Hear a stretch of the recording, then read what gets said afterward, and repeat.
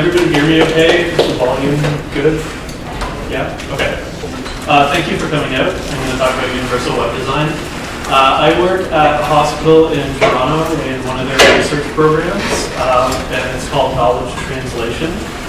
Our whole thing in knowledge translation is to take healthcare research and get it into the hands of people that need it. So doctors, patients, policymakers, making sure they have up-to-date evidence. And so the thing about knowledge translation is the idea of taking knowledge and putting it into action. So in the spirit of that, and having that on my mind, I split this talk into two parts. The first is going to be more of an overall philosophical overview of what universal design is and why it's important. And then the second part is going to be some more practical tips about how you can apply it in what you're doing and how you can get thinking about it on your own projects. So first part, why you should even care about universal web design. So let's talk for a minute about why you have a website or why you're building a website for a client. Usually, hopefully, there's some goals that are stated before a website gets built, or maybe as it's getting built. And I'd argue that there's three basic goals behind every website. It might be that one is more important than the other, but three things that almost all websites share. So the first is to make money. That may be direct, you might be selling a product, or it might be indirect, you might be advertising a product or service that you make, or you might be collecting ad revenue based on content that you're selling. But regardless, the web is largely driven by money, so it's important to keep that in mind. The second is to share knowledge. Like Wikipedia doesn't really exist to make money, it's there to share information and get people to learn new things. Hopefully walk away knowing something they didn't before. And then the third thing is to build community. So there's lots of fan sites out there for bands or TV shows where there's people putting in tons of hours and work into building these websites without really expecting anything in return. It's just there for them to hang out with their buds and talk about something that they share in common. So the thing that these three goals share is that most websites exist for people to see them, or more accurately, for people to use them. The more eyeballs you get staring at your page, the more clicks and page loads, the more successful your site is. That's been a standard metric for success on the web for a long time. And a website that nobody uses is just kind of sad and probably eventually will die out or stagnate or get shut down. But in addition to just getting people to use our site, we want them to be happy and enjoy using our site. That's what keeps them coming back, and that's what means we've done our job well. So just like you have a goal in building your site, your users tend to have goals when they're visiting your site. And when they can accomplish their goals quickly and without having any problems, they'll be happier and they'll be a better user, a better customer for you. So that's why we have our websites.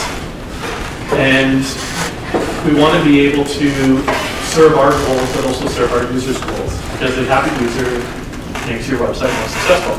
So to understand how to serve our users' goals, we need to understand who our users are. Most designers and developers tend to essentially create things for themselves. And this isn't always a bad thing. If you imagine yourself using your website or using anything you're creating, it's a really great way to imagine or get some insight into how it should work and what some of the obstacles might be. But while it can be useful as an exercise, it's important at some stage to step back and remember that you're not the user. You're building a site, you're not who the site is being built for, usually. In most situations, your users are going to have different goals than you do. They're going to have different experiences leading up to visiting your site, different ideas and expectations about what your site should do and how it should work.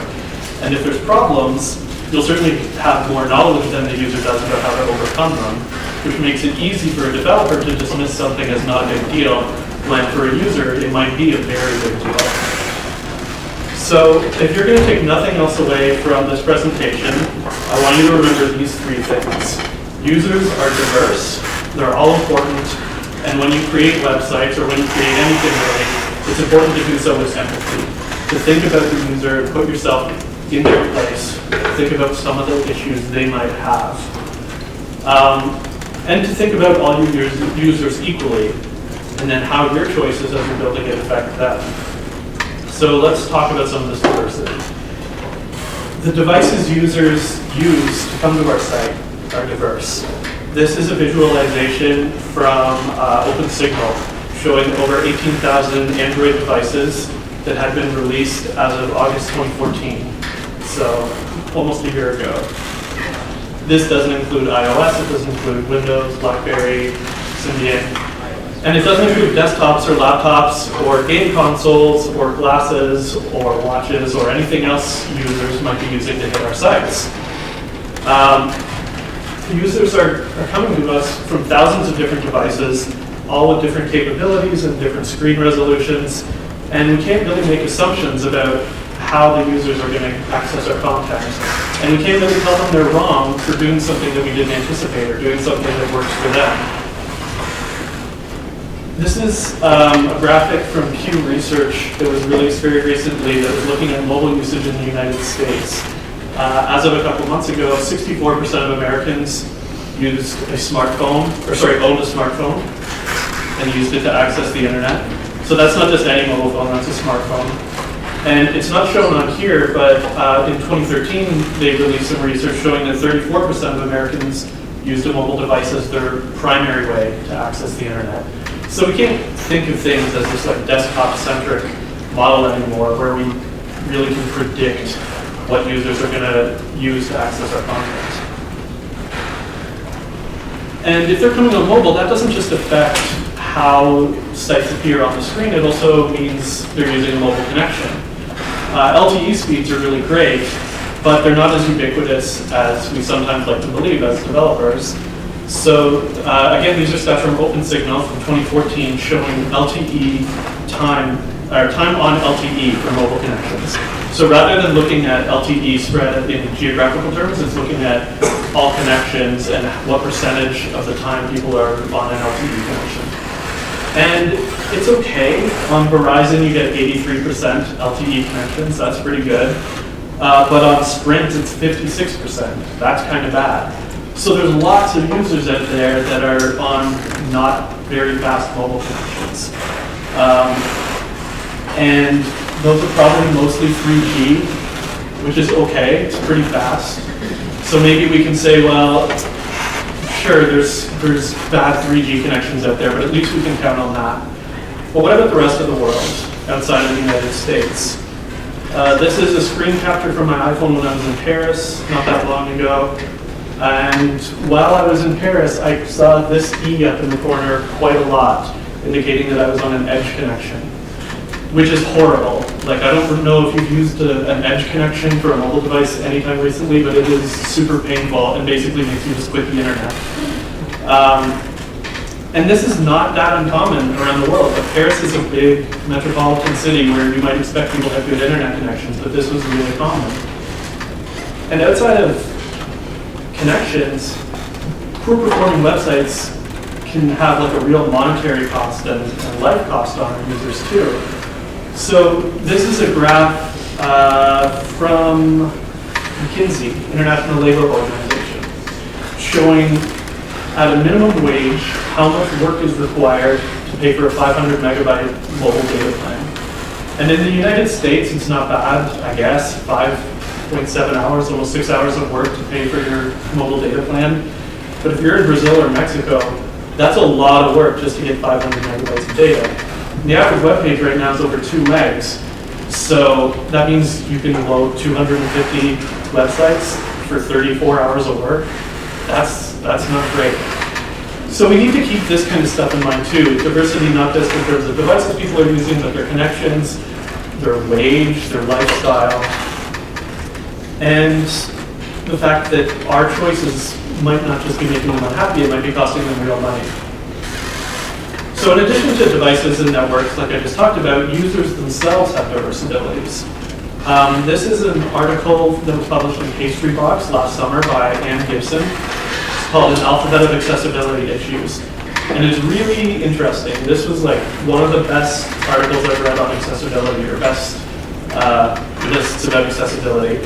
So what it does is she lists 26 people that she knows in real life that have real accessibility issues that are sort of different than what we normally think of. So often when people on the web are talking about accessibility, the first thing that comes to mind is, oh, screen reader, blind people, that's what we have to think about. But that's not the only accessibility issue or the only disability people have. There's lots of stuff that we need to think about. So if you'll indulge me for a minute, I just want to actually read a few of the people that she listed and some of the issues that they have. So, B fell down a hill while running to close his car windows in the rain and fractured multiple fingers. He's trying to surf the web with his left hand and the keyboard. So somebody who doesn't have a permanent disability but is still going to be struggling with using the web because it's a temporary situational disability. Another one, G was diagnosed with dyslexia at an early age. He prefers books to the internet because books tend to have better text and spacing for reading. So another accessibility issue that's different from what we normally think of. H is a fluent English speaker but hasn't been in America long. She's frequently tripped up by American cultural idioms and phrases. She needs websites to be simple and readable, even when the concept is complex. So again, in accessibility, a lot of the time we talk about reading level and working at a grade 6 or grade 8 reading level. And sometimes it's easy to dismiss that and say, well, our users are all university educated, we don't need to have simple reading levels. But even if you're university educated, if English isn't your first language, or let's say if you're dyslexic, you're going to struggle with complex sentence structure, complex words, or idioms. That's something to keep in mind. And finally, Z doesn't have what you would consider a disability. He has twins under the age of 1. He's a stay-at-home dad who has a grabby child in one arm, and if he's lucky, 1 or 2 fingers free on the other hand to navigate his iPad. So again, this is a situational disability. It's not something that this person is struggling with on a permanent basis, but in that moment, they're not able to function the way maybe we as developers are expecting them to. So it's something that we need to keep in mind. The article also points out that many of us are only temporarily able-bodied. So, like I was talking about with these things, we might be in bad lighting that affects our ability to read and the contrast ratio of some text on a site. We might have broken headphones so we can't listen to a video and then miss out on all the content that's in there. Or we might just get tired or sick or injured or just plain old. So this is a graph from the US Census Bureau showing how the population is aging and how we can expect many more elderly people in the future. And these people, when you age, are going to have issues with certain mobility things and vision things. And really, at some point, we're all going to have to deal with accessibility issues. So even if you only care about yourself, it's important to think about this stuff and how you're going to have to interact with the web at some point. So I think that pretty much covers all the diversity side of things. But how do we create with empathy? How do we accommodate this diversity? The main thing we can do is to remove barriers, to get rid of all the bad stuff that's making it harder for users to use our site and to achieve their goals. So that's pretty broad, but it's a good thing to keep in mind when you're designing your coding. Is this going to be a barrier for somebody? And it doesn't mean removing all the cool fun stuff on your site too, like animations and stuff, or like fancy JavaScript. It just means making sure that all that stuff is fun and cool for everyone, or at the very least, that it's not awful for some segment of our user base. So in other words, make things easier for our users, even if it's harder for you. Take some of that burden away from them and place it on yourself. Put in a couple extra hours of work to make it easier for your users. And you'll see payback from that. You'll get rewards. So this isn't a new problem. We as web developers or designers are not really forging new ground here. These problems have existed for as long as people have been making things, and the solution to remove barriers and create with empathy has always been the same. It's always been around. Back in the 60s, much of this was codified in the universal design movement. And this was at the same time as an accessibility movement and other stuff that's sort of related. It was mostly concerned with built spaces, so architecture and physical objects, things like that. But the principles are more general and they can apply a lot to what we do. So this is a quote from Ronald Mace, who was an architect that coined the term universal design. He said, "Universal design is the design of products and environments to be usable by all people to the greatest extent possible." One of the things that gets mentioned a lot in terms of universal design is this. It's curb cutout. I'm sure you've all seen these before at intersections and stuff. Most people totally take these for granted and never think about them, which is great. That means it's a really good design. They just work. They remove a barrier for the users. And in fact, I'm guessing the last time you thought about these was probably when there wasn't one there and you wished there was. So basically, if you have a barrier, you were wishing that it would be removed. So who benefits from this? People in wheelchairs certainly benefit from this. By definition, it's an accessible design, but it really is universal. It's not just for people in wheelchairs. Everybody benefits. People with grocery carts can use it. People with wheeled suitcases or on bikes or roller skates or segways. People who are crossing the street while looking at their phone and might otherwise trip over a raised curb are going to benefit from something like this. So it might help one segment primarily, but it benefits everybody, and that's really the idea of universal design. This is another example. This is the Guggenheim Museum in New York. So these levels that you see aren't connected by stairs or escalators or elevators. The building is one big spiral like this. So you start at the bottom and start walking, and you just walk around the whole thing and see everything. This is, again, great for people in wheelchairs who don't have to deal with stairs or waiting for elevators or anything like that. And it's great for other people with other mobility issues, arthritis, or things like that. But it benefits everybody. If you're in a museum, nobody's experience is interrupted by having to go wait for the elevator or get on an escalator. You get to just keep walking and enjoying the art, and your experience is better for this universal design. So these are the 7 principles of universal design. Now, this isn't something I made up. This is from like the actual universal design movement from back in the 60s.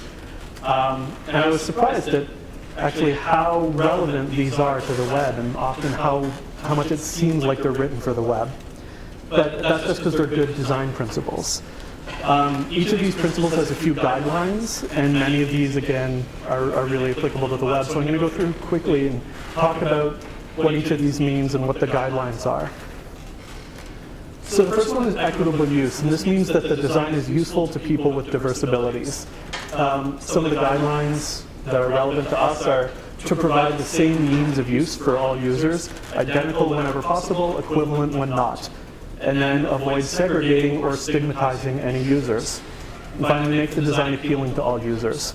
So in other words, don't create an accessible version of your website, and don't create a fast version of your website. Just create a website that is accessible and fast. You don't need to segment or stigmatize, as this says. The next one is flexibility in use, so that the design accommodates a wide range of individual preferences and abilities. And one of the guidelines is to provide choice in methods of use. So this goes back to what I was talking about with diversity in devices that people use. Accommodate those choices, the device somebody chooses to use or the browser they choose to use, and don't lock them out. The third is that our design should be simple and intuitive, that it's easy to understand regardless of the user's experience, knowledge, language skills, or current concentration level. And the guidelines are to eliminate unnecessary complexity, be consistent with user expectations and intuition, and accommodate a wide range of literacy and language skills. I think those apply directly. Like, that's pretty much what we've been talking about. The fourth is perceptible information, so that the design communicates information effectively to the user, regardless of ambient conditions like lighting level or noise level, or the user's sensory ability. So if they're blind or they're deaf or they have low vision or something like that. And the guidelines are to use different modes for redundant presentation of essential information. So that's kind of like what I was talking about with a video before. If your headphones are broken or if you're deaf, you want to provide closed captions or a transcript to your user, so even if they can't hear what's in that video, they can still consume the content. Another guideline is to provide adequate contrast between the essential information and its surroundings, make sure it's easy to perceive, maximize legibility, and provide compatibility with a variety of techniques or devices used by people with sensory limitations. So that would be like ensuring that our site works with screen readers or braille printers for people that need those devices. The next one is tolerance of error. that the design minimizes hazards and the adverse consequences of accidental or unintended actions. So for this, it's really about error handling, provide warnings about errors, and provide fail-safe features. So for us, that means progressive enhancement. Don't rely on a feature being there and always working. Have fallbacks in case a browser doesn't support a feature or in case JavaScript breaks or something like that. Make sure people can access the content anyway.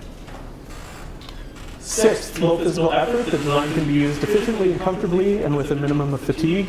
So some of the guidelines are to minimize repetitive actions and minimize sustained physical effort. So on the web, that would mean like minimize the number of clicks it takes to get to important relevant content so that if I have a hand injury, it's not going to aggravate that. Be aware of eye fatigue as an issue. Animations are fun, but sometimes it can be draining and sometimes you just want to present things clearly. And finally, size and space for approach and use.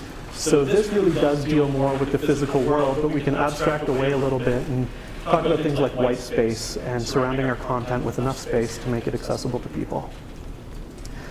So that's universal design in the physical world and a little bit about how to apply it to the web. But let's talk a little bit more specifically about techniques for the web, work that people are doing, and how you can apply it yourself. There's actually a lot of people out there working on the web right now that do stuff with universal design, but they don't really frame it that way to themselves or think about it as universal design.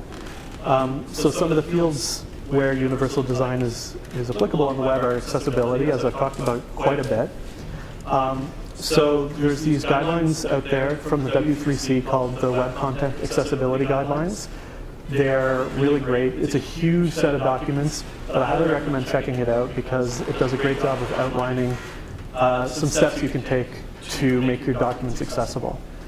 And one of the things it says, which is interesting to me, is following these guidelines will also make your web content more usable to users in general. It's not just about users with disabilities, it's a universal thing. So accessibility is part of universal design. Progressive enhancement, which I mentioned once or twice as well. So this is starting with the lowest common denominator and building in features as they're supported by browsers or devices. The goal of, this is a quote from Stephen Champion, who coined the term progressive enhancement. The goal of web design is not merely to dazzle, but to deliver information to the widest audience possible, leave no one behind. So that obviously fits in very well with this idea of universal design and being inclusive to everybody. Responsive web design, which has had huge buzz and pickup over the last few years with good reason, has similar philosophies. So in his book about responsive web design, Ethan Marcotte said, rather than creating disconnected designs, we should instead treat them as facets of the same experience. So that's kind of like what I was talking about with the principle of equitable use, making sure everybody gets the same or equal experience. We're not splitting it up and siloing mobile users and desktop users. And finally, web performance. So making our sites load quickly. Many of us live in high bandwidth regions. This is another quote. Chris Zacharias from a blog post called Page Weight Matters. Many of us are fortunate to live in high bandwidth regions, but there are still large portions of the world that do not. By keeping your client-side code small and lightweight, you can literally open your product up to new markets. So performance improvements can open up the experience and the content to new users, ensure that more people get an equal experience, and that's why web performance is part of universal design. So all these things add up to basically delivering a great experience to all users. And remember, it's not just about altruism, although I guarantee by doing this you'll get a bunch of warm fuzzies and feel really great about yourself. It's also about directly serving your goals, making more money, getting more people to see your site, getting more people involved in your community. So it's also important to remember that none of these things I just talked about really work in isolation. They're all connected and interact in sometimes weird and unexpected ways. Sometimes these weird and unexpected interactions can be good for your users, and sometimes it can be bad. It depends how you build your site. I'm just going to skip. Okay, so this is a screenshot of Vogue.com. I, for some reason, decided to take a lot of examples from Vogue.com, so I'm going to show some more later too. So as you can see, the page is mostly loaded. And I loaded this using, with VoiceOver, Apple's screen reader turned on. And in the bottom corner, you can see that it says 90% loaded. That's what VoiceOver is speaking to a user using the screen reader.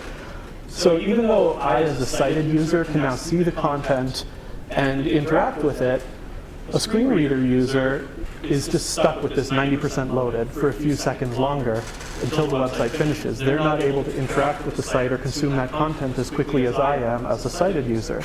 So this is a situation where bad website performance, this slow loading, is creating an accessibility issue. It's giving a worse experience to somebody using a screen reader than it is to me as a sighted user.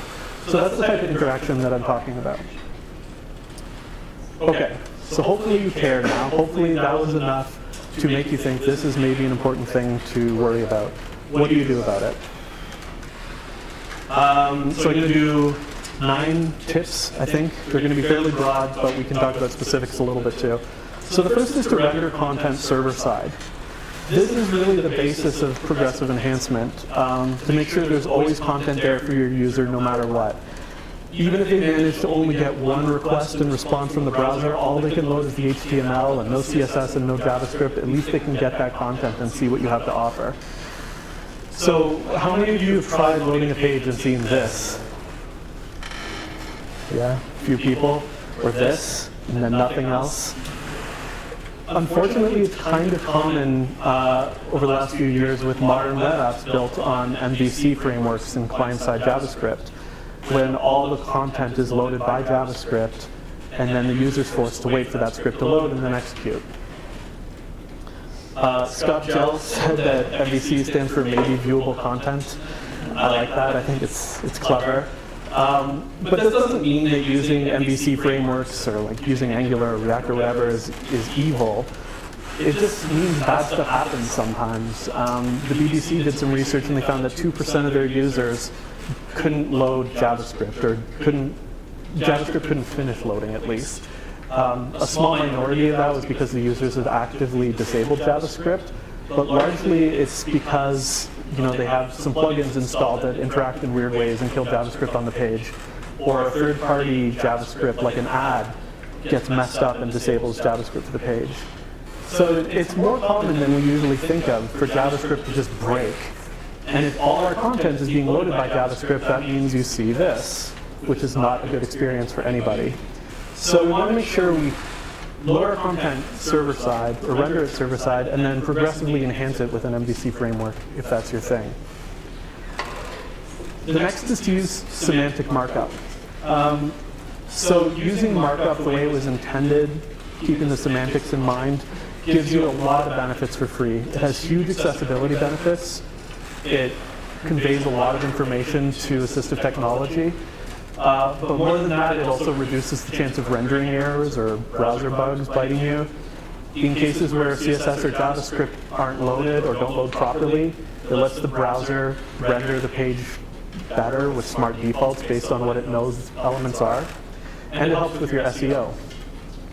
So what do I mean by semantic markup? I mean, don't do this. So a link is not a button. A link is a link. So if you're just using a link to hook some JavaScript to, that's probably a bad idea. To a screen reader user, this is going to get announced as a link, as a button, to nowhere. To anybody that has JavaScript broken, this is going to do nothing. And it introduces barriers that we can just easily remove. So if you want a button, use the button element. It's there. We have it. If you want a link, use the link element. And even better, if you have a button that you need JavaScript for, don't put it directly in the markup. Let JavaScript create that button, write it into the DOM, so that it only shows up if JavaScript is available and working, and then have a fallback in your server-side rendered content. Another common issue is heading levels. So people using assistive technology will often navigate sites by their heading. If you skip heading levels, like the H2 is skipped here, it can easily disorient and confuse your users. So instead, just use the proper heading level. And if you're doing this because of like the font size and H3 is more like what you want, Just use CSS to adjust the font size. We have that ability. This is also going to help search engines do a better job of parsing your content.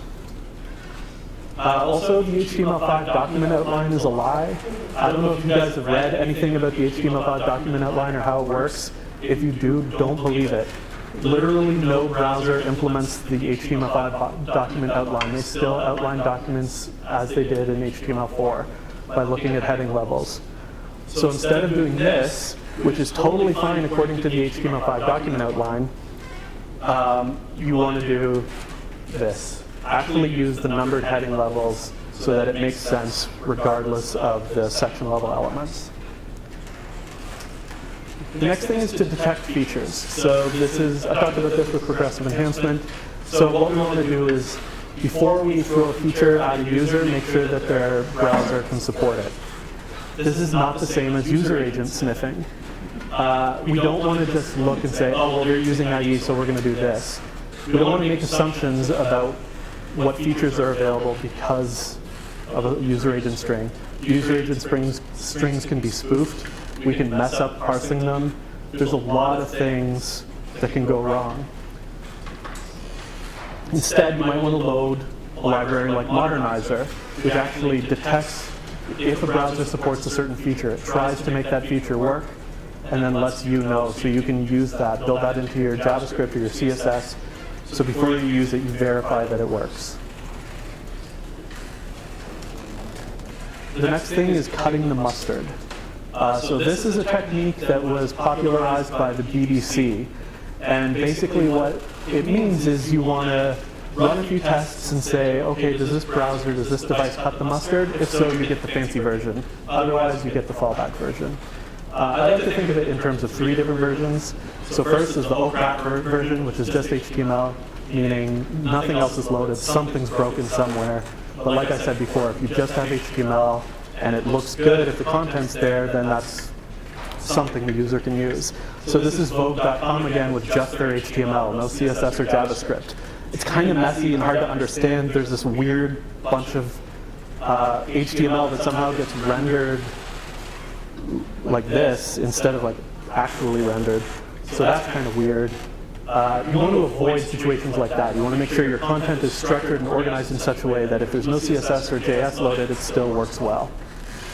The next version is your basic version. So simple CSS, no JavaScript that you can serve to low-powered devices, older devices, things like Internet Explorer 8, or things like if JavaScript breaks and the browser doesn't support certain stuff, then you load this simple version. And then finally the whizbang version with all the stuff in it. And so what you do is something like this. You say, this is a bit of JavaScript, so you can load this on page load or whatever and say, does the browser support query selector? Does it support local storage? And does it support add event listener?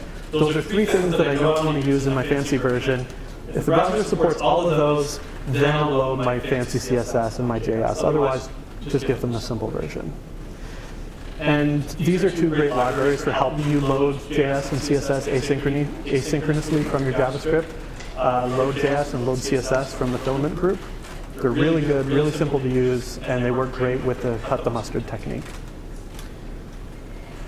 The next thing is to make your site responsive.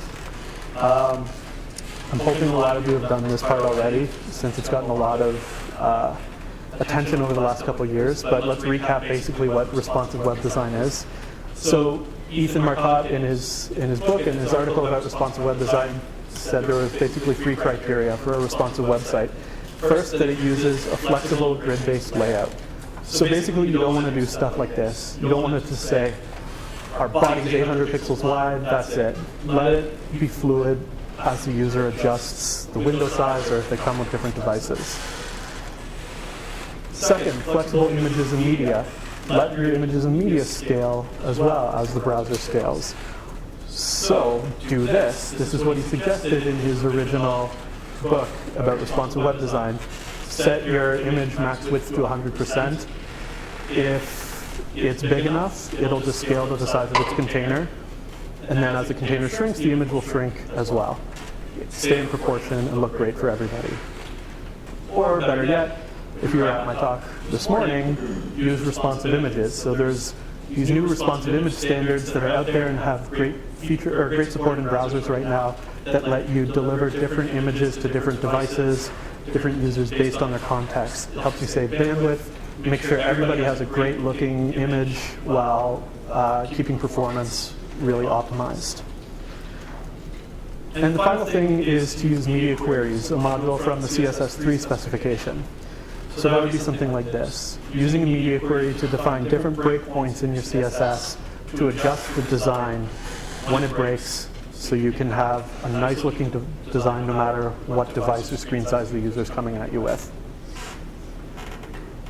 My next piece of advice is to test a lot. This is the part that in some ways is easiest, but in some ways is really hard. And it's hard because it takes a lot of time and it takes a lot of effort. So it's easy to cut it out and forget about it. There's automated testing. There's lots of great automated testing services out there for different things. This is the W3C's markup validation service.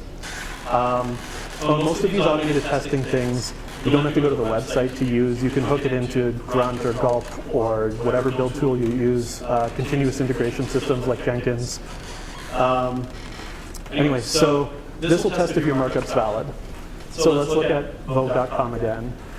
Oh no, 179 errors. This bothers me because like a lot of the time this is such low-hanging fruit. Like it's simple things that people are getting wrong that can have such a huge negative impact. These tools are out there for us to use, and like I highly recommend that at the very least you just validate your markup if you do no other tests. Another great testing tool is Google's PageSpeed Insights. So this lets you enter a URL and it gives you two sets of data, a mobile set and a desktop set. So the mobile set looks something like this for Vogue.com again. It will give you a score out of 100 for how quickly the page loads on a mobile device. And it'll give you things that you should fix that are high priority and then low priority. And then what you can't see here is things that they did well. They didn't do a lot well, which is why they got 4 out of 100. In addition to speed for mobile, it also looks at the usability. So that's not on here, but it'll look at things like the size of touch targets to make sure they're okay for a mobile device and stuff like that. So that can be really helpful. And the nice thing is it gives you concrete recommendations about how to fix these issues. And then on desktop, it's the same thing. It just runs through the same high priority, medium priority stuff about what you should fix. Speaking of performance, web page test is probably the most powerful performance testing site out there. It lets you choose different locations to test from. So they have tests from, Russia's the default there. Different browsers, you can set different connection types, so like 3G, DSL, stuff like that. And you get a whole bunch of information back about the performance of your website. So this is just an example of the kind of information you get back. So it gives you a grade rating for a bunch of stuff, time to first byte, etc. But one of the cool things that I really love is that you can get this Filmstrip view that shows you over time what your site looks like at each stage of rendering. So right here it's in half-second increments. And for this Vogue site, on the connection I used, the page was completely blank up until 14 seconds. And then finally at about 14 and a half seconds, some content slowly started coming in. So that's a really powerful way to visualize what your site loading might look like to a user. Web page test also built in this new feature that's based on this site, what does my site cost? So it lets you put in a URL and find out what loading that page costs for a user in different countries. So Vogue.com weighs 7.7 megs, and for a user in Vanuatu, loading just the home page costs them $2.50. That's kind of interesting to me. It's pretty crazy, but it's, again, a good way to see what experience your users might be having. And finally, for accessibility testing, there's another great new service out there called Tenon. It's tenon.io. It is a paid service, but if you want to just, to use their API, it's a paid service, but you can just go to their website and hop in a URL on the homepage and get a bunch of accessibility reporting back to you. So this is what we get for Vogue, 125 issues, and what it does is it shows you the code, shows you the priority level, exactly how to fix it, and it actually gives you the reference in the WCAG guidelines that are important for you to look at and learn why this is a problem. So hopefully you can prevent it in the future. So that's automated testing. There's also manual testing. One of our biggest problems is old versions of IE, users still using those. So for that particular situation, you can go, Microsoft has this old modern.ie website, and it lets you download virtual machines and do stuff to test in old versions of IE and see how your site works. It's pretty handy. If you have a bunch of different browsers running or a bunch of different devices, you can use this, Browser Sync, which is really cool. It sets up, I think it's based on Node, but basically it lets you coordinate what you're doing across different browsers and different devices. So if I have my laptop here and my iPhone in my hand, and I scroll on my laptop, the scroll will happen simultaneously on my iPhone. If I click on my laptop, the click will register on my iPhone. So it lets you see exactly how the same interaction works on different devices and in different browsers. And speaking of different devices, if you're manually testing, you might want to consider building a device lab, getting a bunch of devices together so you can do stuff like this and test how your stuff works in all these things. This is from Bocoup in Boston, their device lab. But that can be expensive and take a lot of effort. So luckily there's this opendevicelab.com where people have built these device labs that you can just go use and test your stuff on for free. There's a map on the site so you can find one near you. They're really cool. It's a great way to experience your site if you've never done it before.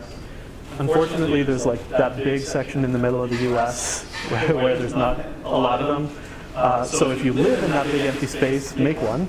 Otherwise, something like Browser Stack, which again is a paid service, is very handy. So it will let you load different browsers within your browser and emulators for different devices within your browser to test your site on. The next thing is to listen to your users. It's easy to just throw a site up and then forget about it and just kind of let whatever happens happen. So set up an email communication, like let users email you and then actually read and respond to the emails. That's the important part because most places have email addresses, but you just don't hear anything from them. Set up focus groups or interviews with your users. Do it once a year or quarterly. Talk to them about what some of their issues are and what they're missing from the site. The next step is just doing research. This is easy to forget about too. This is easy to blow off. But it's important to look at our logs and to look at our analytics and see if we can interpret them and figure out where problems are and why users aren't using a certain page. And then talk to them to see if your theories are correct. And to also just read blogs and articles and books about what's going on the web and what other people are dealing with, because I guarantee if you're having a problem, other people have had that problem too, and maybe they've written about it and have some solutions that you can use. And finally, these are the WCAG guidelines. Do research into reading what the W3C and the what WG have available. Look at what web standards are out there and what guidelines are out there, because there's a lot of great information and you can learn a lot by reading these things. And the very last tip I have for you is to participate. So at the beginning I talked about community for your users, but we as developers and designers have a community too, and that's why you're here at this conference, but it doesn't just end there. So the more you communicate with other people, participate in conversations, the more you can learn. So I just want to highlight 2 Slack channels. I don't know if you guys have used Slack. It's kind of like IRC, if you've used IRC, but like fancy and fun. So there's one on accessibility. I'm going to post the links along with my slides. Sorry, I accidentally cut out the URL here. But if you Google A11Y Slack, you should be able to find it. So there's one on accessibility that's really great. There's always good conversations going on in there. And then, excuse me, there's one on performance. It's also really good. Lots of interesting conversations. And these people are all really smart. They all have real problems and are also very eager to help you with your real problems. So it's a great way to just bounce ideas off people and see what's going on. And then in addition to these Slack channels, there's also this initiative called chapters.io, which is a new initiative to try to get more developers involved in web standards and the process of developing new standards and learning about standards. So the domain is just chapters.io. If there's nothing going on where you are locally, send an email to the organizers and see if you can set something up. It might be just as simple as getting a few people around over a cup of coffee or a drink to talk about this stuff. We're trying to get this launched in Toronto. We're going to alternate between sort of more hands-on sessions where we're actively working on fixing bugs or doing stuff like that, and then more educational sessions where we're getting somebody in to explain a standard and have people learn about it. So that's going to be a great way, I hope, to get involved and learn more about what's going on. So that's it. I'm happy to take questions. Thank you very much.